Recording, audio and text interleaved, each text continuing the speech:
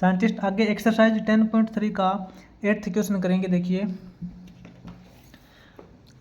तो scientist 8th question की statement read करिए। इसने बोला find the coordinate of a points on the parabola Y square is equal to 18x। Scientist इसने एक पैराबोला दे रखा है जिसकी equation Y square is equal to 18x है, और इसने बोला है कि इस पैराबोला के ऊपर एक पॉइंट के कोऑर्डिनेट निकालिए where the coordinate is equal to 3 times the abscissa था।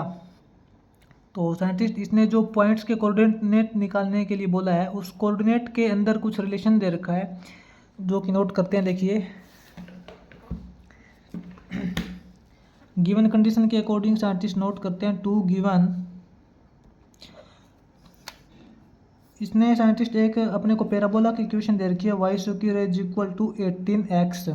ठीक है, तो देखिए एक पैराबोला साइंटिस्ट इसके अंदर क्रिएट करते हैं। Scientist Y square is equal to 4ax, इसका मतलब अपने पास जो पैराबोला है वो राइट हेडेड पैराबोला है। ठीक है, इसके अंदर इसने बोला है कि वो बाद में देखेंगे, सबसे पहले इसका फोकस पॉइंट देखिए। तो इसका सॉल्यूशन करते हैं साइंटिस्ट।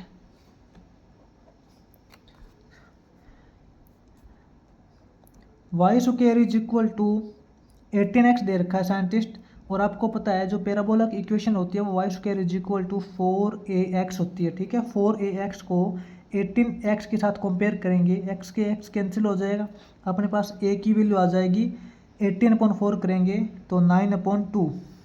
ठीक है, तो इसका साइंटिस्ट जो कोऑर्डिनेट फोकस के कोऑर्डिनेट हो जाएंगे वो हो जाएंगे अपने पास 9/2 और 0।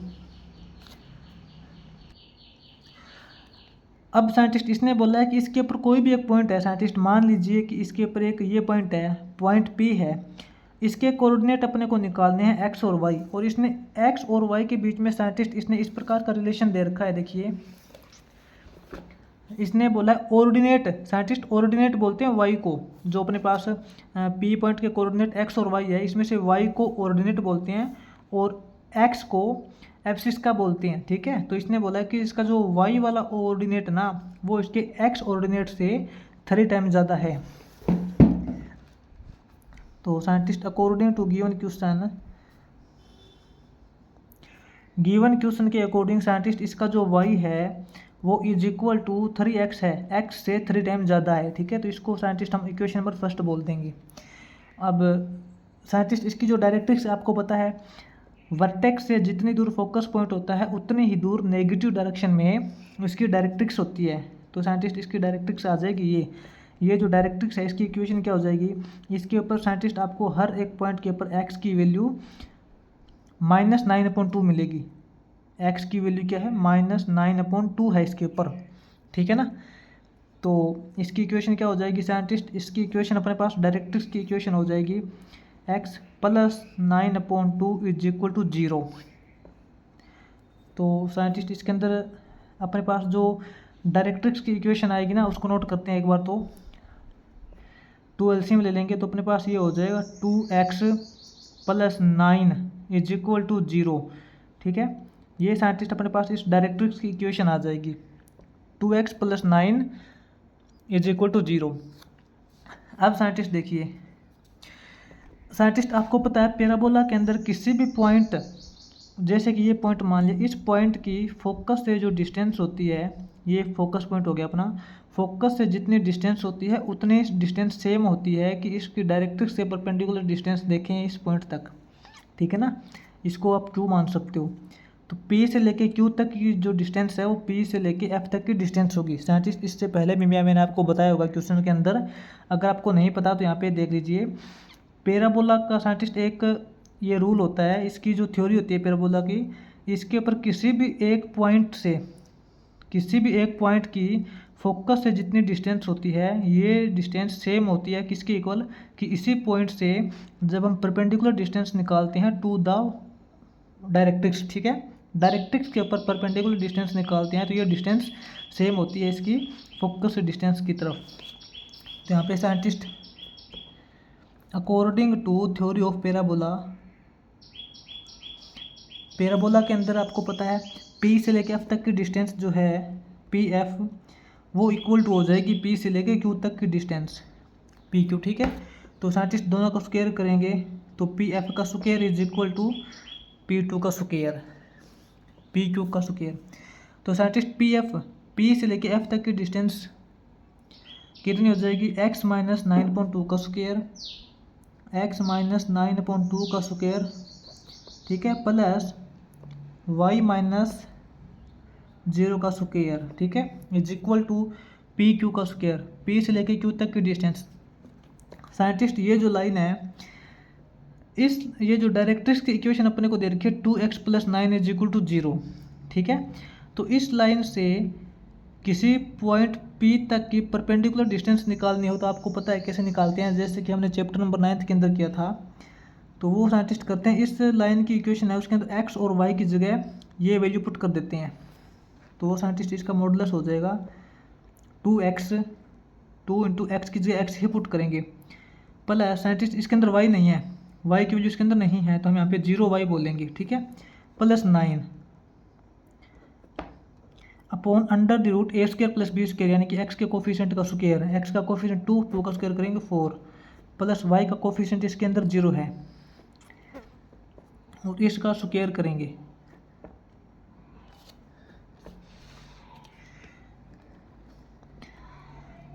साइंटिस्ट यहाँ पे देखिए 2 एलसीएम लेंगे, 2 एलसीएम लेंगे तो यहाँ पे अपने पास 2x हो जाएगा माइनस यहाँ 9 हो जाएगा, ठीक है, इसका स्क्वायर, प्लस ये साइंटिस्ट y माइनस 0 करेंगे y स्क्वायर आएगा, लेकिन यहाँ पे देखिए y की वैल्यू 3x अपने को पहले से दे रखी है, y की वैल्यू 3x है तो y स्क्वायर कितना हो जाएगा 9x स्क्वायर हो जाएगा, इज इक्वल टू, अब साइंटिस्ट इसके अंदर 2x प्लस 9 बचेगा, 2x प्लस 9 इसका square, 2x plus 9 upon scientist 4 का स्क्वायर रूट करेंगे 2, इस कंप्लीट का स्क्वायर हो जाएगा, ठीक है। तो साइंटिस्ट इसके अंदर अब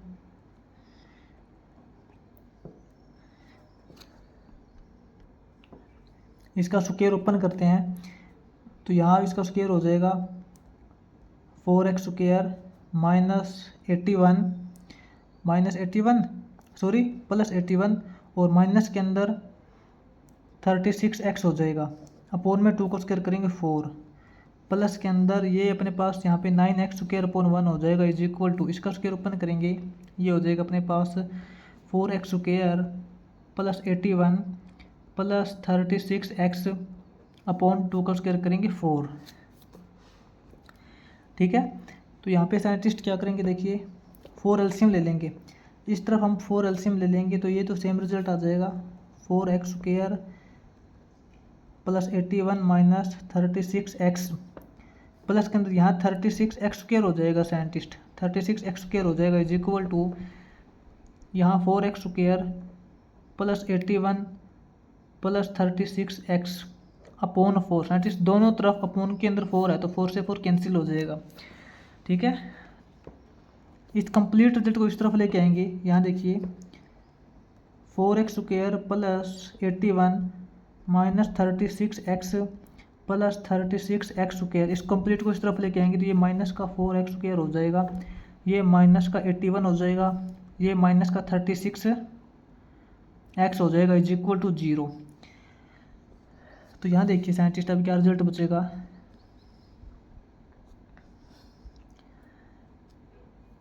4x स्क्वायर प्लस का है, 4x स्क्वायर माइनस का है, 81 प्लस का 81 माइनस का, ठीक है।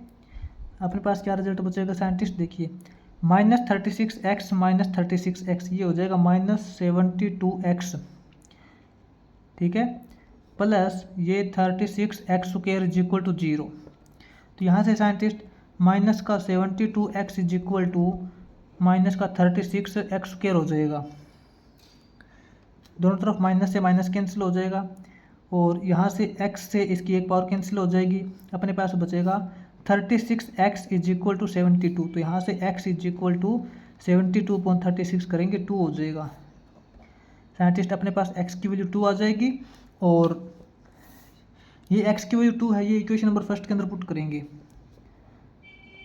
Value of x is equal to 2 put in equation number first equation क्या है, फर्स्ट इक्वेशन के according scientist y is equal to 3x है, एक्स की वैल्यू 2 पुट करेंगे तो 3 2 6, वाई की वैल्यू 6 हो जाएगी। तो साइंटिस्ट अपने पास देखिए ये जो पी पॉइंट के कोऑर्डिनेट हो जाएंगे एक्स और वाई, ये क्या हो जाएंगे 2 और 6, ठीक है। इसके बाद देखिए साइंटिस्ट इसका 9th क्वेश्चन करते हैं आगे।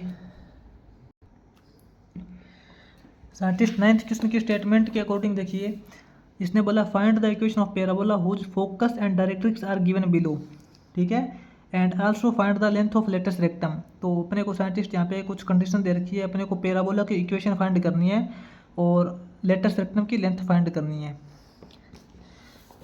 तो देखिए साइंटिस्ट अपना जो 9th क्वेश्चन का फर्स्ट पार्ट है, फर्स्ट पार्ट के अंदर इसने फोकस दे रखा है अपने को, पैराबोला का फोकस है 0 और -3, ठीक है, एंड डायरेक्ट्रिक्स की इक्वेशन दे रखी है इसने, डायरेक्ट्रिक्स दे रखा है y = 3। तो साइंटिस्ट मैंने आपको इससे पहले भी बताया होगा, इससे जो पहले हमने कुछ क्वेश्चन किए थे उसके अंदर बताया था कि अपने को किसी भी पैराबोला के इक्वेशन फाइंड करने के लिए उसका सिर्फ और सिर्फ फोकस पॉइंट चाहिए, ठीक है, उसके डायरेक्ट्रिक्स की अपने को कोई ज़रूरत नहीं होती। या तो अपने को फोकस पॉइंट चाहिए या फिर डायरेक्ट्रिक्स चाहिए, दोनों में से एक चाहिए। अगर अपने को दोनों दे रखे हैं तो उसकी अपने को कोई ज़रूरत नहीं है, ठीक है। तो आपको डायरेक्ट पता है कि देखिए जो फोकस पॉइंट अगर जिसका 0 और -3 दे रखा है, सबसे पहले तो ये देखिए अपना कौन सा पैराबोला बनेगा। फोकस पॉइंट साइंटिस्ट एक्स के अंदर 0 वाई के अंदर -3, एक्स के अंदर 0 वाई के अंदर -3, साइंटिस्ट इस यहाँ पे इसका फोकस बनेगा। तो आप यहाँ पे बोल सकते हो कि अपना जो पैराबोला इस तरफ का पैराबोला बनेगा, ठीक है। ये जो कोऑर्डिनेट क्या है, इसके कोऑर्डिनेट 0 और -3 हो जाएंगे फोकस के कोऑर्डिनेट। तो ये कौन सा पैराबोला हो गया साइंटिस्ट, ये अपना पैराबोला हो गया। इसकी इक्वेशन हो जाएगी x² = 4ay, ठीक है, x² = 4a, a की वैल्यू यहाँ पे -3 × y, तो x² = 4 3 -12y हो जाएगा। तो x² = -12y, यानी कि इसको ऐसे बोल सकते हैं x² = -4ay, ठीक है। तो यहाँ से साइंटिस्ट आपको पता है अगर फोकस पॉइंट अगर अपने को -3 दे रखा है तो वर्टेक्स से जितनी दूर फोकस पॉइंट होता है उतनी ही दूर वर्टेक्स से नेगेटिव डायरेक्शन में डायरेक्ट्रिक्स होती है। ये तो आपको डायरेक्ट पता चल रहा है। अगर इसका फोकस पॉइंट -3 है तो इसकी डायरेक्ट्रिक्स तो y = 3 होगी, है ना। तो साइंटिस्ट इसकी इक्वेशन ये हो जाएगी x² = -12y।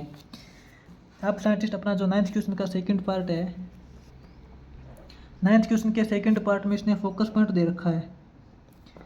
फोकस पॉइंट क्या दे रखा है 0 और 4, और इसकी डायरेक्ट्रिक्स क्या दे रखी है,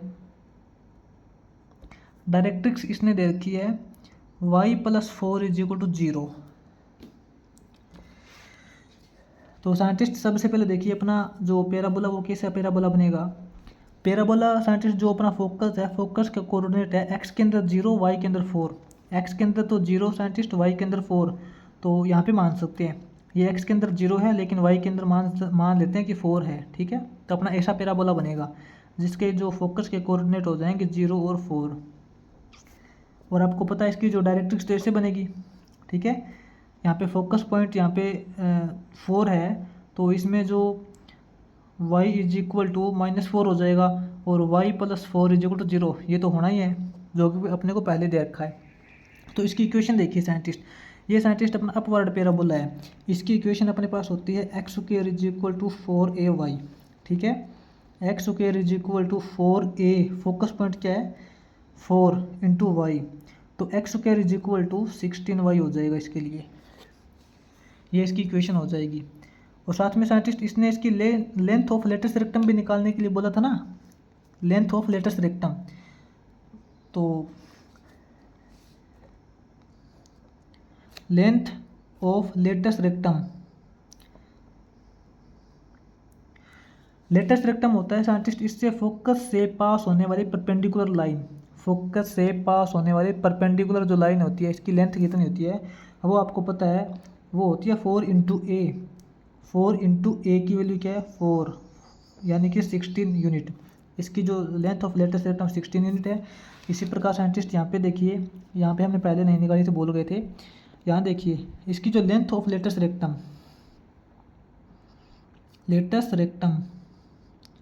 लेटेस्ट रेक्टम की लेंथ होती है 4a, 4 इंटू ए। यहाँ पे देखिए साइंटिस्ट ए की वैल्यू -3 है, लेकिन यहाँ पे +3 लेंगे।